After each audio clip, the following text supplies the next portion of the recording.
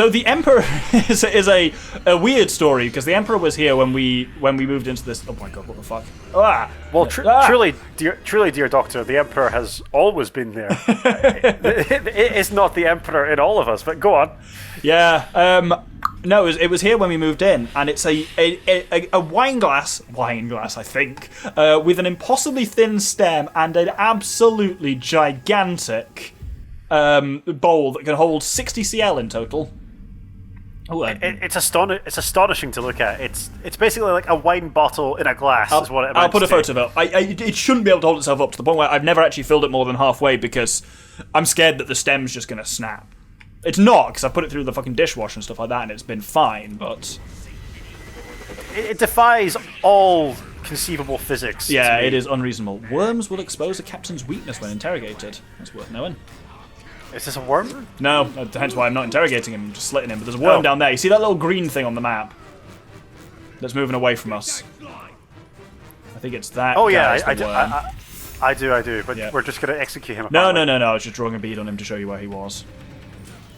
Splendid. No, I do want to try and interrogate him. There we go. Let's see how that works then, and then we'll talk more. Surprise! Tolkien nerd shit.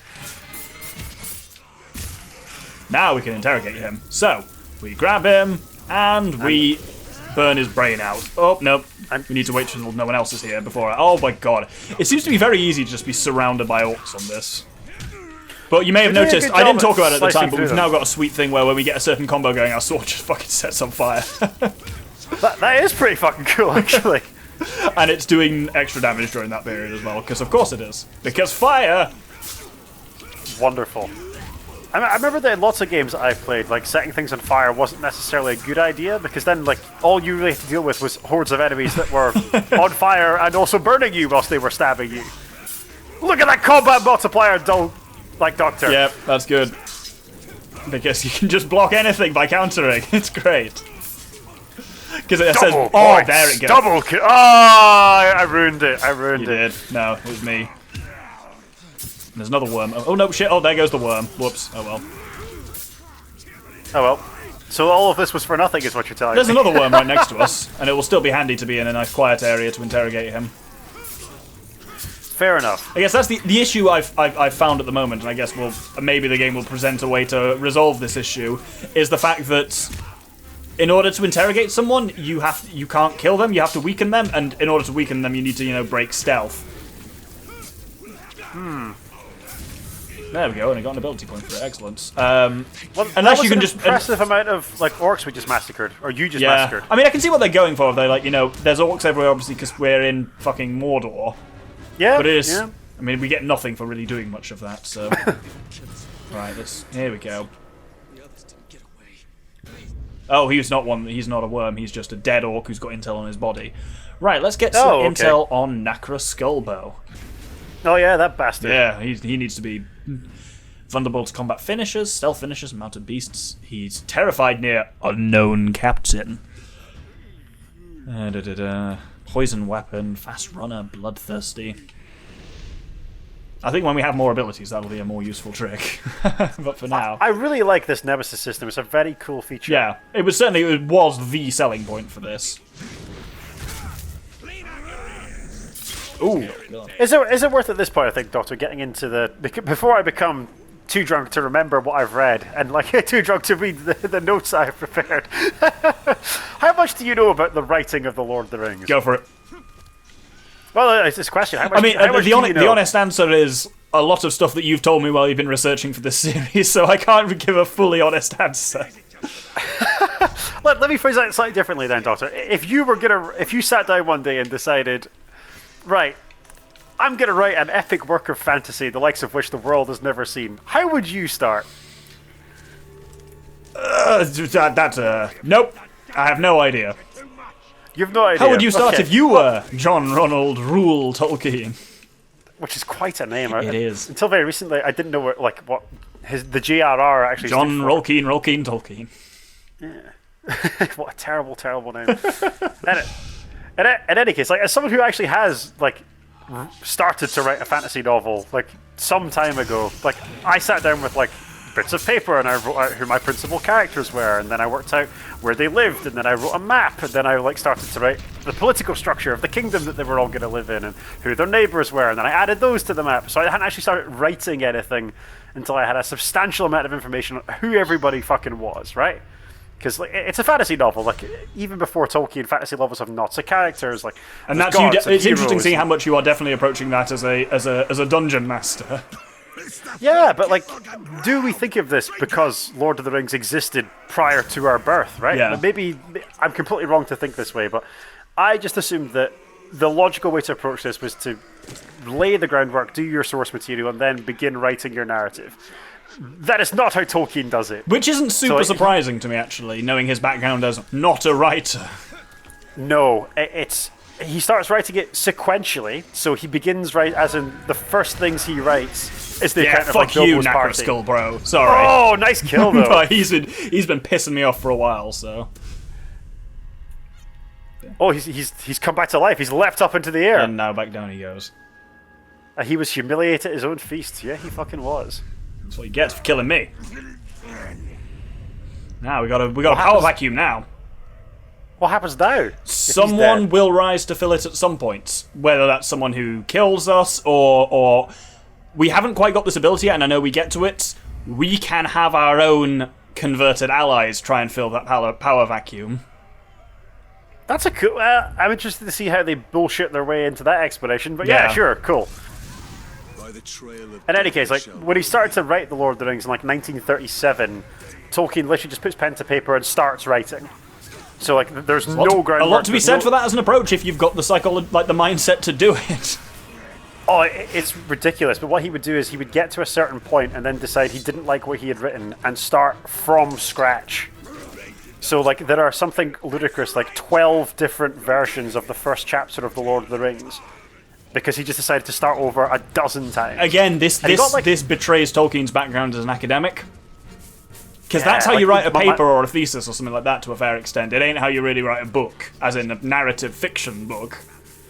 No, it's fascinating that he wrote this way. Like, it does not seem the easiest way to write a work of epic fantasy or a work of anything other than maybe, like you've said, an academic paper.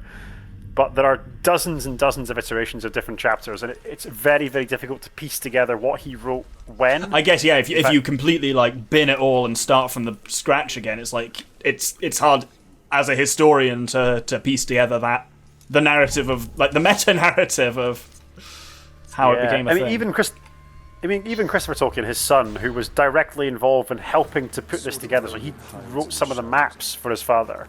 And as a child, his dad read these stories to him. So, like, even someone who, within their own living memory, had this information. In the foreword to the history of the Lord of the Rings, he says, "Yeah, no one could piece this together with any degree of certainty. It's just impossible." Yeah. We should find them then. That's like, again, imagine like you're trying to do paleontology, but the world you're looking at fossils of is one where basically a meteorite came down and wiped everything out every, couple of thousand years and evolution just restarted again. It's like, yeah, that would be a fucking balls to reconstruct for obvious reasons. It's just absolutely fascinating to me that like he didn't do what I thought he would do, which was sit down and write who everybody was. Which is funny because that more than perhaps in any other work of fiction, certainly any other work of fiction anywhere near that famous, The Lord of the Rings is defined by having just that level of detail there, so you assume that came first. But no, that was all almost incidental by the sounds of it. Crafting organically as he went, so he was obsessed with things matching The Hobbit. Yeah. So like there was a whole redraft of like the first 5 or 6 chapters of the Fellowship that he wrote, simply because he didn't like the Fellowship, as in the Hobbits and a character that we'll talk about later on, but like there's a group of hobbits get to Weathertop quicker than Bilbo and the dwarves had got to the same place, even though the dwarves were mounted, and that didn't make sense to him, so he scrapped everything and started from scratch. We've talked about this a bit in the past, where you like in the Lego thing, where you said like Tolkien was terrified of someone like calling him out on dates, and like his dates and his chronology being unrealistic or inaccurate to his other work or stuff like that. It's torturous to go through his notes sometimes. So there's a line in the book from Christopher Tolkien, who is editing the manuscripts that his father left behind. Oh, by the way, you mentioned there's Mount Doom. Oh, that's cool. Can we go there now? No. for plot reasons. we're confined to a small map for now of Gorgoroth, but it's over here somewhere.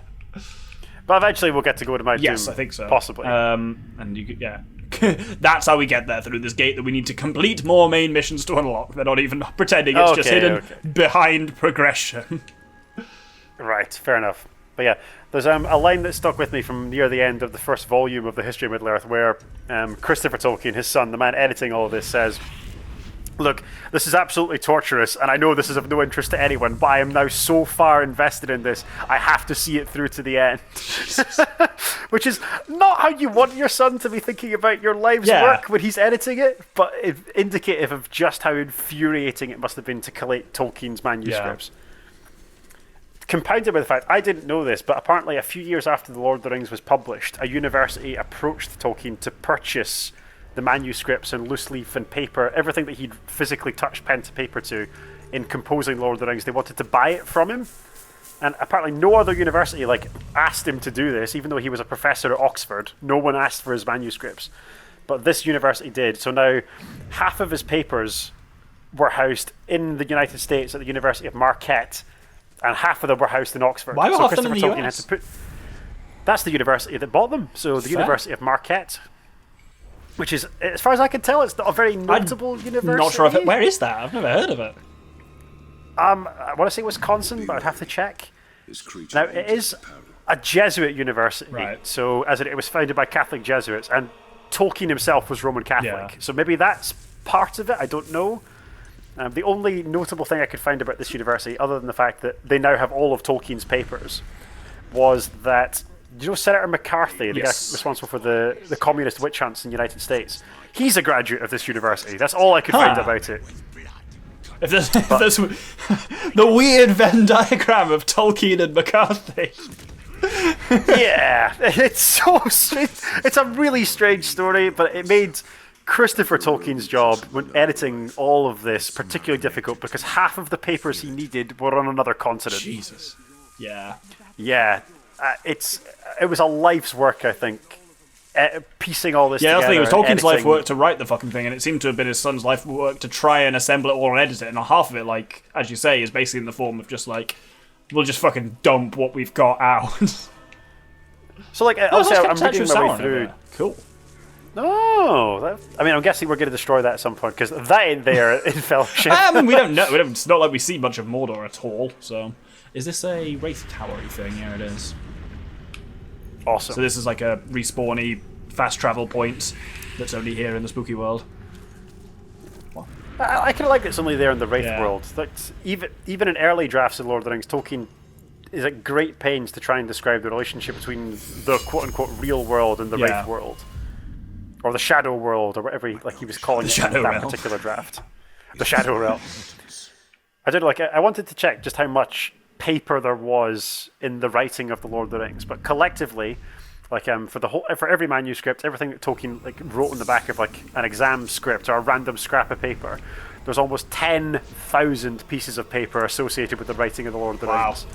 It split over 2 continents. It's insane. Yeah, the fact that Christopher Tolkien was able to piece together as much as he did is actually pretty impressive.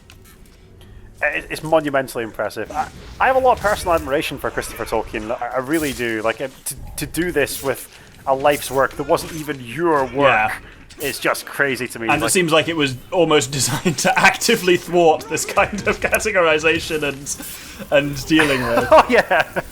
He mentions it numerous times. He's like, I don't care about this, but it took so long for me to find any of this out. I'm going to tell you anyway. Let me execute this man, Jesus. Kill him. There we go. So there we go. I do know that while we're on Christopher Tolkien, I know that he was the executor of the Tolkien estate. He managed the rights to The Lord of the Rings for basically as long as you and I have been on planet Earth. Yeah. So, but he has a problematic relationship with the Peter Jackson films. He doesn't like them for various reasons. Do you know much about that? No, not hugely. I knew he was dead against any kind of adaptation. Just generally, I knew he was much more protective than Tolkien himself was. I mean, Tolkien arguably, there's an argument that Tolkien only sold the rights to avoid inheritance tax, but that's a different thing. Oh, really? Yeah. Oh, we'll talk more about that in a second then. But apparently, like his criticism of the Jackson films is that they made an action movie for 15 to 25-year-olds, which is, given how much I admire Christopher Tolkien and his work, I find a little disappointing because I like the Jackson films. I think they're good adaptations. Yeah, but like, I know people who claim they're fans of the books, not the films, have that viewpoint where they're like, oh, the films just go for your like CG monsters over like flesh, and it's like, well, first off, they have a lot of flesh, and secondly, Tolkien's work has a lot of what would naturally become CG monsters. Yeah, how could you possibly realize a Balrog, like a man in a costume, will never be a Balrog, right? Surely. And the Balrog was one of the worst things in the animated adaptation, that it's just a man-sized lion with a whip, basically. Oh, the animated 1978 Lord, the Balrog is one of the worst things about it. That was the moment the scales started to fall from my eyes a little bit, and I was like, oh, this isn't great. Yeah, I think up until that, I think Moria is where that kind of, it's after the Council of Elrond is where that film does start degenerating a bit, and then it's like, hey, let's do the entirety of Two Towers in the remaining 45 minutes.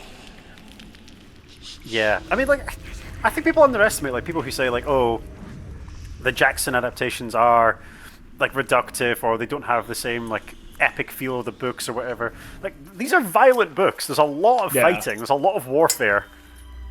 What the hell is that? We're about to find out. It's a... What Grimm's name is going on here? Is that... This is the Wraith's memories. What manner of spell is this? Oh. A lost Talion. Obviously, we've talked about who he is, but at this point, we have no idea who the Wraith is, and neither does the Wraith. His memories are missing. I was going to say... Oh, I see.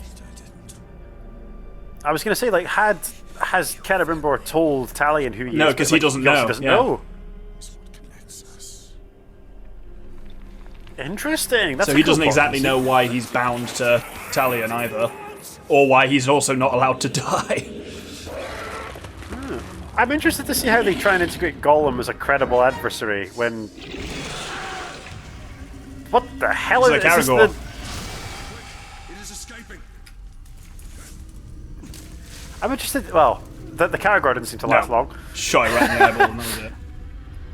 I'm interested to see how they try and build Gollum as a credible adversary when we've just watched Talion cut his way through hordes of orcs. Hunter should be dealt with quickly, okay. Will do.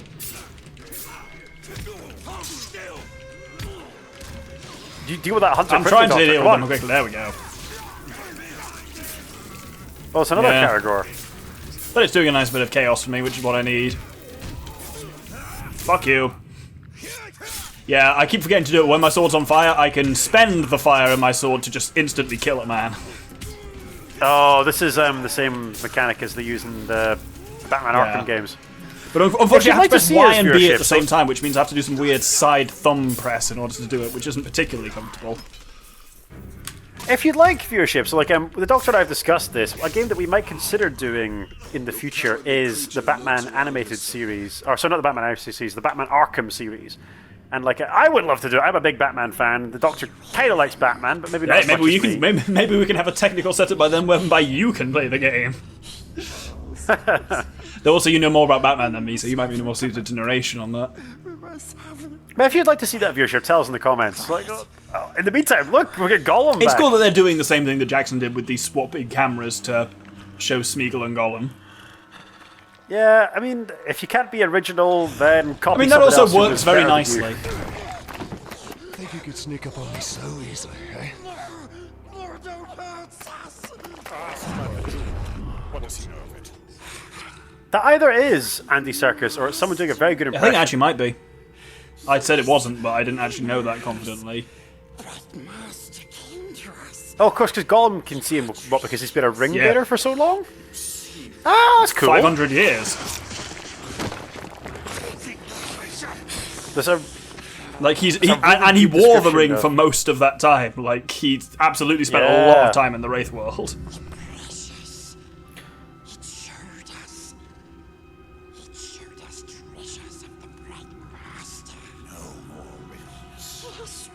I'll look up if this is I'm looking it up now. This is quite compelling stuff. Yeah. Also, do you know who wrote the story for this? Or I do not. the dialogue, at least for it. One Dan Abnett. Are you kidding Yep. me? I do not trust you. One of my literary heroes, Dan Abnett, like of Black Library Yep. fame. He wrote a bunch of Marvel comic books. What a guy! That's tremendous. Well done, him. He didn't write the overall I know plot, that but the actual like scene-to-scene dialogue was mostly driven by him. Hence why it says specifically, they wanted to get a kind of dark and gritty feel, but also with a kind of underlying black humor, That's tremendous. which fits, orcs.